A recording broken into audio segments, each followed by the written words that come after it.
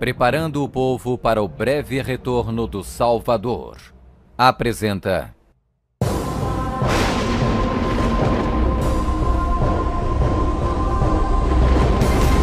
Quem é a besta citada no livro do Apocalipse?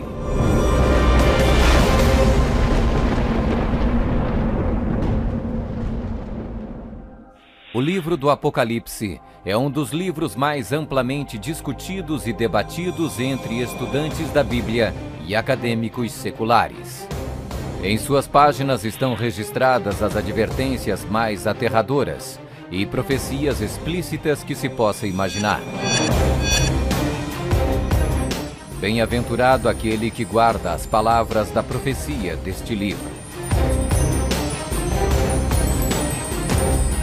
Um dos símbolos mais cativantes, mas muitas vezes mal interpretado das escrituras apocalípticas do Apocalipse, está no capítulo 13, onde fala sobre a besta do mar, que muitas vezes é referida simplesmente como a besta.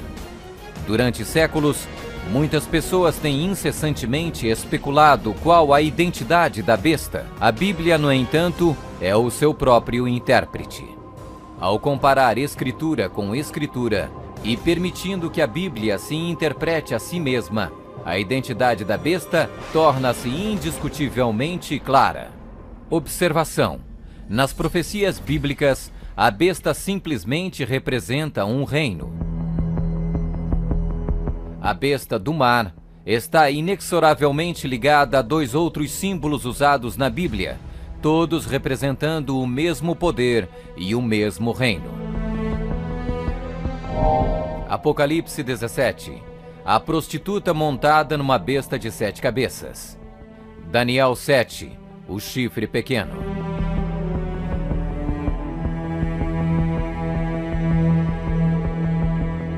Quando comparamos Escritura com Escritura, a identidade deste poder anticristo torna inevitavelmente óbvio. 15. Características que identificam o poder da besta.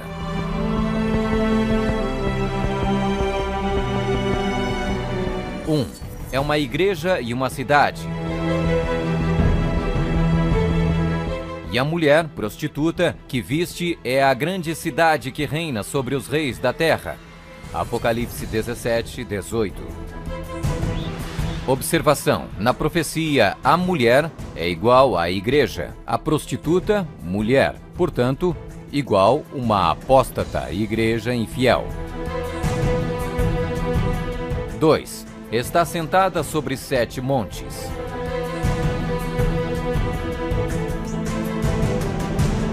Aqui está a mente que tem sabedoria. As 7 cabeças são 7 montes, sobre os quais se senta a mulher.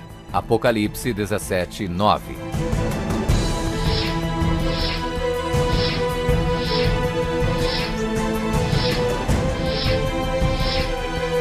Está vestida de púrpura e escarlate, e é adornada de ouro e pedras preciosas. A mulher, igreja, estava coberta de púrpura e escarlate, e adornada de ouro, de pedras preciosas e pérolas. Apocalipse 17, 4. 4. Exerce poder sobre todos os habitantes da terra. Também foi-lhe dada autoridade sobre toda a tribo, povo, língua e nação. 5. Surgiu de uma área densamente povoada, com uma diversidade cultural. Também disse-me: as águas que viste, onde a prostituta se senta, são povos, multidões, nações e línguas. 6. Completamente erradicou 3 reinos quando subiu ao poder. Atentando nesses chifres, reparei que nascia de entre eles um outro mais pequeno, e que na sequência disso, 3 outros foram arrancados, com a raiz e tudo, para lhe deixar espaço. Observação: na profecia, o chifre igual um rei, reino. 7. Faz guerra com os santos. Vi a mulher embriagada com o sangue dos santos e com o sangue dos mártires de Jesus.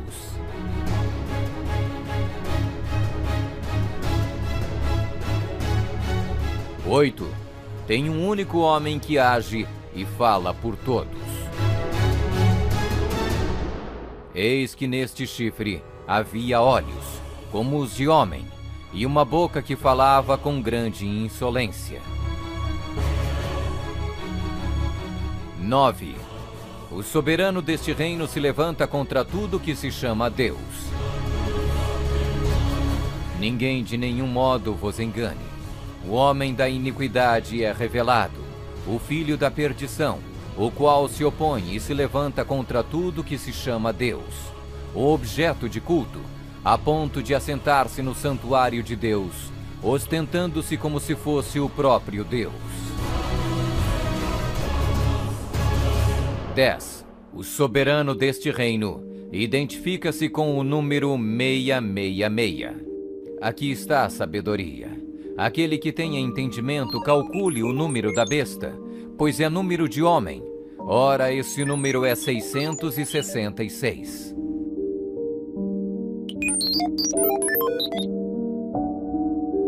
11. Fala arrogâncias e blasfêmias. Foi-lhe dada uma boca que proferia arrogâncias e blasfêmias. 12. Tentou mudar o calendário e a lei de Deus. E cuidará em mudar os tempos e a lei.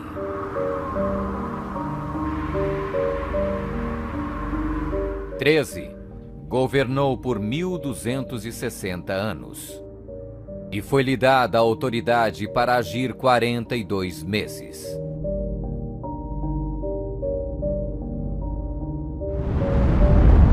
Observação. Um dia profético igual um ano literal. Ano lunar, 354 dias. Ano solar, 365 dias. Ano bíblico lunisolar, uma média de 360 dias. 42 meses, igual 3,5 anos, igual 1260 dias. 1260 dias proféticos, igual 1260 anos. 14. Sua autoridade foi destituída por um poder civil e foi tomada em cativeiro. Se alguém leva para cativeiro vai. Se alguém matar à espada, necessário é que seja morto à espada. Observação. A espada aqui indica o poder civil. 15. Foi mortalmente ferida, mas acabará por se recuperar.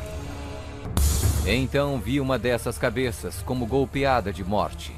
Mas essa ferida mortal foi curada, e toda a terra se maravilhou, seguindo a besta.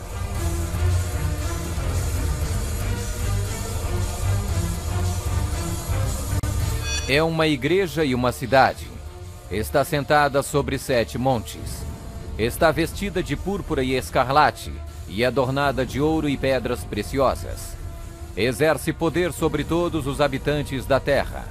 Surgiu de uma área densamente povoada, com uma diversidade cultural. Completamente erradicou 3 reinos quando subiu ao poder. Faz guerra com os santos. Tem um único homem que age e fala por todos. O soberano deste reino se levanta contra tudo que se chama Deus. O soberano deste reino identifica-se com o número 666. Fala arrogâncias e blasfêmias. Tentou mudar o calendário e a lei de Deus. Governou por 1260 anos. Sua autoridade foi destituída por um poder civil e foi tomada em cativeiro. Foi mortalmente ferida, mas acabará por se recuperar. Somente um poder na história corresponde com todos estes detalhes da descrição profética. A Igreja Católica Romana. Vamos conferir. A Igreja Católica Romana. 1. É uma igreja e uma cidade. A Igreja Católica Romana e a cidade e estado do Vaticano são sinônimos. O Tratado de Latrão, Papa Pio XI, Mussolini, 1929, declarou o Vaticano um estado independente e reconheceu a soberania do Papa dentro da cidade. Os pactos consistiam de um tratado político que criou a cidade-estado do Vaticano e deu reconhecimento total da soberania à Santa Sé. 2. Está sentada sobre 7 montes. Roma. A cidade das 7 colinas.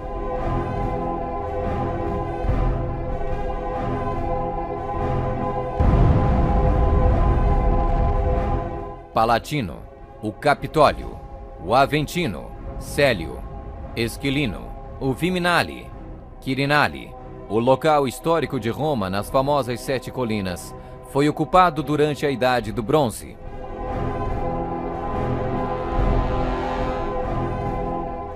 3. Está vestida de púrpura e escarlate e adornada de ouro e pedras preciosas. A cor para os bispos e outros prelados é púrpura, para os cardeais é escarlate. A cruz peitoral deve ser feita de ouro e decorada com pedras preciosas. Observação: havia 4 cores determinadas por Deus para serem usadas pelos sumos sacerdotes: ouro, azul, púrpura e carmesim. Disse o Senhor a Moisés: fala aos filhos de Israel e diz-lhes que nos cantos das suas vestes façam borlas pelas suas gerações, e as borlas em cada canto presas por um cordão azul. E as borlas vos serão, para vendo-as, vos lembreis de todos os mandamentos do Senhor, e os cumprais. E não seguirei os desejos do vosso coração, nem os dos vossos olhos, após os quais andais adulterando, para que vos lembreis de todos os meus mandamentos e os cumprais, e santos sereis a vosso Deus. 4. Exerce autoridade sobre todos os habitantes da terra. Nós definimos que a Santa Sé Apostólica e o Pontífice Romano têm a supremacia sobre todo o mundo, sobre o qual não existe autoridade superior. O Papa Gregório se declara como direto herdeiro da comissão ilimitada sobre todas as almas. 5. Surgiu de uma área densamente povoada com uma diversidade cultural. A Igreja-Estado Católica Romana surgiu do meio de 10 tribos, monarquias originais da Europa. Anglo-saxões, Inglaterra; germanos, Alemanha; visigodos, Espanha; francos, França; lombardos, Itália; burgundos, Suíça; suevos, Portugal; érulos; ostrogodos; vândalos;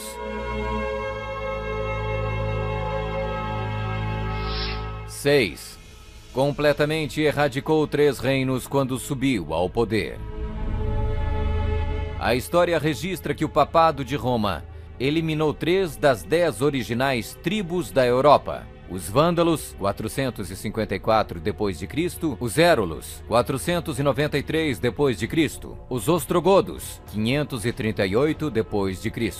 O imperador católico Zeno preparou um tratado com os ostrogodos em 487, o qual resultou na erradicação do reino ariano dos érulos em 493. E o imperador católico Justiniano exterminou os vândalos arianos em 534 e, significativamente, quebrou o poder dos arianos ostrogodos em 538. Assim foram os 3 chifres de Daniel, os Érulos, os Vândalos e os ostrogodos, arrancados pela raiz. Hoje não existe uma única linhagem que pode ser rastreada até um destes 3 reinos. Eles foram literalmente erradicados, arrancados pela raiz. 7. Faz guerra com os santos.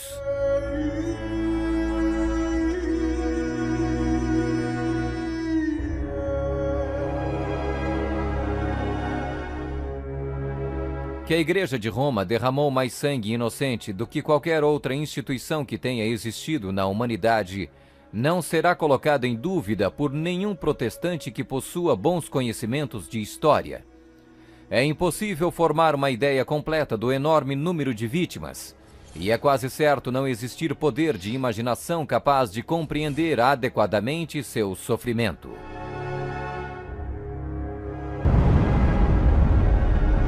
8. Tem um único homem que age e fala por todos. O Papa é o único porta-voz de toda a Igreja Romana. 9. O soberano deste reino se levanta contra tudo que se chama Deus. Nós detemos nesta terra o lugar de Deus Todo-Poderoso.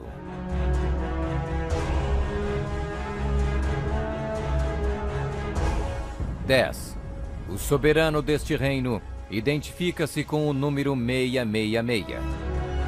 A tríplice coroa do Papa tem a inscrição Vicarius Filii Dei,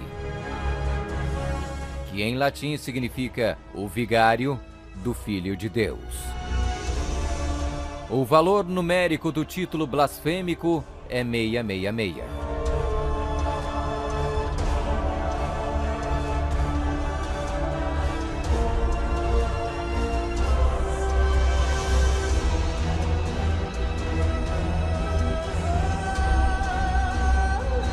11. Fala arrogâncias e blasfêmias.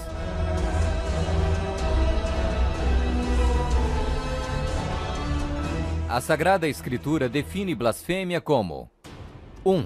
Afirmam ser Deus na terra. O Papa não é apenas o representante de Jesus Cristo, mas ele é Jesus Cristo, ele mesmo oculto sob o véu da carne. 2. Afirma o poder de perdoar pecados. Esta autoridade judicial irá até mesmo incluir o poder de perdoar pecados. 3. Perseguir o povo do Altíssimo em nome do Altíssimo. Devemos classificar a Inquisição como uma das manchas mais negras dos registros da humanidade. Alguns historiadores estimam que mais de 100 milhões de pessoas foram mortas pela Igreja Romana durante a Inquisição. Sob um véu de cristianismo, a besta perseguiu e matou os verdadeiros seguidores de Deus e outros que não conformaram com suas regras. 12. Tentou mudar o calendário e a lei de Deus. O Papa é de tão grande autoridade e poder que pode modificar, explicar ou interpretar mesmo as leis divinas. O domingo é uma instituição católica e sua pretensão de observância pode ser defendida somente em princípios católicos. Do início ao fim das Escrituras, não há uma única passagem que justifique a transferência do culto público semanal do último dia da semana para o primeiro. A Igreja Católica declara naturalmente ter sido a mudança do sábado para o domingo um ato seu, e o ato é um sinal de sua autoridade eclesiástica. Observação: esta mudança não foi simplesmente uma troca de dias de culto, foi uma mudança de calendários. No século IV, Roma adotou um falso calendário pagão e proibiu o calendário lunisolar bíblico. O papado também removeu o segundo mandamento, que proíbe a adoração de ídolos. A fim de manter 10 mandamentos, eles dividiram o 10º mandamento em 2 partes. 13. Governou por 1260 anos. 538 d.C. O papado, trabalhando em conjunto com o governo civil, acabou com o poder dos ostrogodos, deixando sua reivindicação de supremacia eclesiástica incontestada. A Igreja Romana poderia e pode exercer sua plena autoridade. 1798 d.C. Em 1798, o general Berthier da França fez a sua entrada em Roma, aboliu o governo papal e estabeleceu um secular. O papado governou durante exatamente 1260 anos, a partir de 538 até 1798. 14. Sua autoridade foi destituída por um poder civil e foi tomada em cativeiro. A suprema humilhação da Igreja veio quando Pio VI foi expulso de Roma pelos exércitos franceses em 1798 e no ano seguinte foi levado cativo por eles e arrastado de volta para a França, onde morreu. 15. Foi mortalmente ferida, mas acabará por se recuperar. O papado foi mortalmente ferido. O general Berthier aboliu o governo papal. A ferida começa a sarar e o papado revive. 1929. Roma. Foi concedida o soberano estatuto extraterritorial em 1929 pelo Tratado de Latrão e Concordata. Eis que venho sem demora. Bem-aventurado aquele que guarda as palavras da profecia deste livro.